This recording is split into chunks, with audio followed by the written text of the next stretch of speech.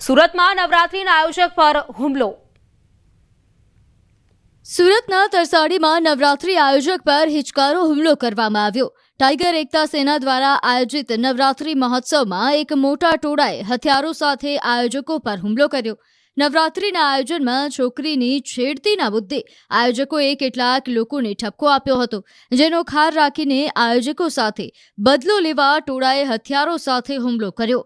3 લોકોને ઈજા પહોંચતા હોસ્પિટલમાં સારવાર અર્થે ખસેડવામાં આવ્યા। આ અંગેની જાણ થતાં કુસુંબા પોલીસ ઘટના સ્થળે પહોંચી હતી અને આ સ્થિતિ થાળે પાડી।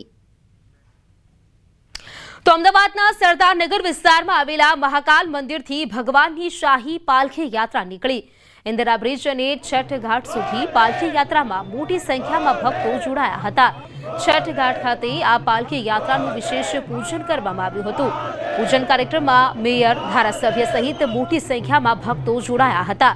સરદારનગર સ્થિત આ મંદિરમાં ઉજ્જૈનના મહાકાલ મંદિરની આબેહૂબ પ્રતિકૃતિ છે।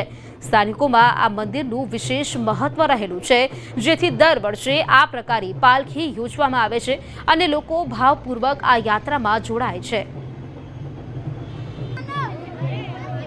આ દશેરાની ભવ્ય પાલખીનું આયોજન કરવામાં આવ્યું છે, જેના ભાગરૂપે કાશ્યપી ગંગા એટલે કે સાબરમતી નદીને 1212 ફૂટની સાડી અર્પણ કરવામાં આવી છે અને 30 જેટલા પંડિતો ઉજ્જૈનથી પધાર્યા છે, જેમના દ્વારા 24 જેટલા પંડિતોએ અહીંયા રુદ્રીપાઠનું પઠન કર્યું છે અને બાકીના 6 પંડિતો દ્વારા પવિત્ર ગંગાની જેમ જ અહીંયા ઘાટ આરતી કરવામાં આવી છે।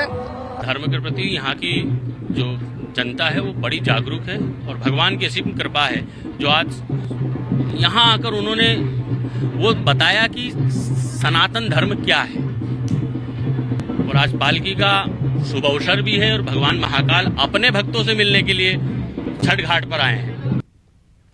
દશેરાના પર્વની ઠેર ઠેર ઉજવણી કરવામાં આવી। અમદાવાદના ભાડજ હરિકૃષ્ણ મંદિરે 60 ફૂટ ઊંચા રાવણનું દહન કર્યું। ભાડજમાં રાવણ, મેઘનાથ અને કુંભકર્ણના પુતળાનું દહન કરવામાં આવ્યું। ભાડજના હરિકૃષ્ણ મંદિર ખાતે 3 અલગ અલગ પુતળા ઉભા કરાયા હતા। રાવણ દહન દરમિયાન કોઈ અનિચ્છનીય બનાવ ન બને તેના માટે તૈયારીઓ પણ કરાઈ હતી। પોલીસ, ફાયર બ્રિગેડ તેમજ એમ્બ્યુલન્સ સેવા પણ તૈનાત કરવામાં આવી હતી। રાવણ દહન પૂર્વે રામલીલાનું પણ આયોજન કરવામાં આવ્યું હતું।